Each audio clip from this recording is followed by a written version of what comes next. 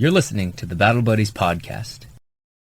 So one of the first things to note, and I guess this is sort of a meta point, a point within the points, and that is leadership starts with you as the leader, and making a strong team starts with you as the leader, because you are the one that sets the tone, the direction for everyone else. And keeping that in mind is important, because I think a lot of people can fall into the trap of, why aren't you passionate? Why aren't you working hard? Why aren't you doing this? Why aren't you doing that?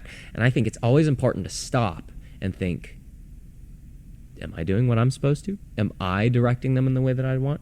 And so I listen to a lot of Simon Sinek, who's a leadership trainer and counselor. And one of the things that he says is being a leader isn't just about being in charge, it's about taking care of those in your charge. Essentially, your goal as a leader is not just to be a boss, it's to be a shepherd. It's not just to point in the direction you want people to go, it's to lead the charge.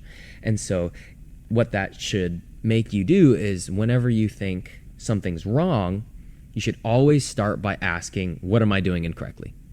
What did I do wrong? What am I doing incorrectly? What do I need to fix? Because if something's happening, chances are it's your fault, right? There's a quote in Band of Brothers, and I'm going to censor it. It's stuff rolls uphill. As in, if there's a problem, it's not just because the people at the bottom had the problem. It's because it was your fault for not explaining it better to them. And so as the leader, it was your fault that you didn't explain it better. It's sort of like Jocko Willink's extreme ownership.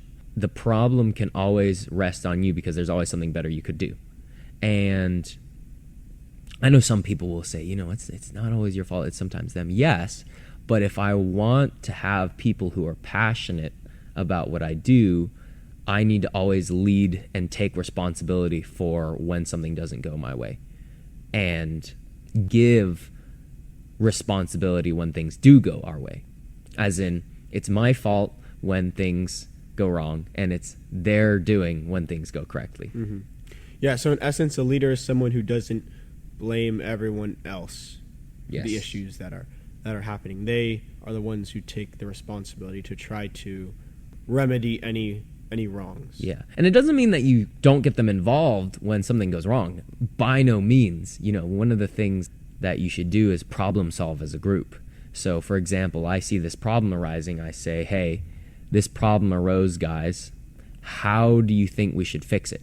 And now it's not me telling you, hey, this is the problem and here's how we're going to fix it. I'm going to make you do this and this. They're coming to the solution on their own. Now, the best part about it is it might be the exact same solution that you were thinking of, but since they came to it, they are now invested in that solution. They figured it out together. It's not just me telling you what to do. It's them saying, this is what we should do, and you saying, yeah, that's a good idea.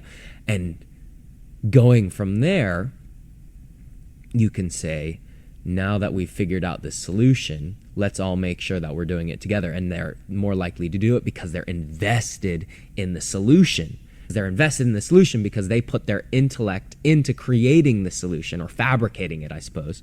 Maybe they didn't come up with it on their own. Maybe you nudged them towards it. And that's, I think, a good side note for helping people overcome problems in their own lives. I could just tell you, this is what you should do, but I think it's a lot better for them to come up with the solution on their own. Mm-hmm. To say, all right, what are you going to do about this? And they say, oh, well, I'm going to do this. And you say, okay, well, what about this? And they say, well, I can do X, Y, Z and A, B, C. And if you help them come to their own conclusions, guide them, of course, but help them come to their own conclusions, then the conclusion will stick a lot more, because it's not just advice. Also, if it's a poor conclusion, they made it themselves, and you're not responsible for necessarily, hey, you gave me bad advice. No, we came to this conclusion together, and we'll work out a new one if that's what we have to do. But it was a team effort, not just a me effort.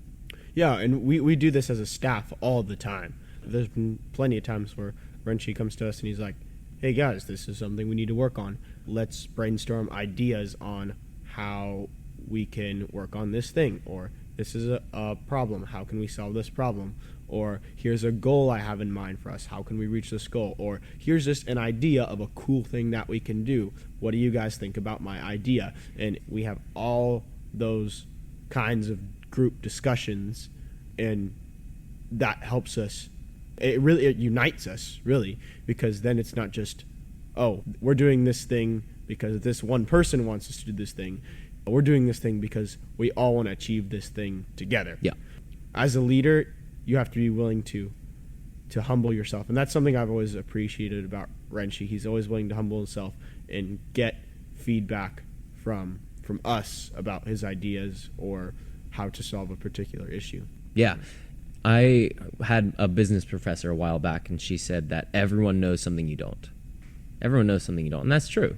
Everyone knows something you don't. And the wisest man can still be outsmarted by the dumbest fool. It's still possible, because there's a chance that they know something that the wisest man doesn't know, because no one's perfect. We don't know everything. And so if you keep that in mind, when you throw ideas or problems to a group, they're going to come at it from an angle that you couldn't, because you haven't lived in their shoes, you haven't lived their life. And so you might have been coming at it from this forward approach the whole time, but they come at it from this sideways approach, and all of a sudden everything makes way more sense to you, right? You're learning as well, because you're realizing, oh, I've been looking at this the wrong way the whole time, and I need to step out of the box, because that's what they're doing. They're looking at it from outside the box. And if I change my angle this way, now I understand their point, and I understand how I can make a proper solution. And so always remember that people know something you don't. It's one of the most arrogant statements you can make, to say that I know better than everyone.